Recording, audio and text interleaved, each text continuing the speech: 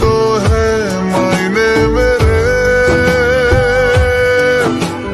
वरना कोई मेरा मतलब नहीं।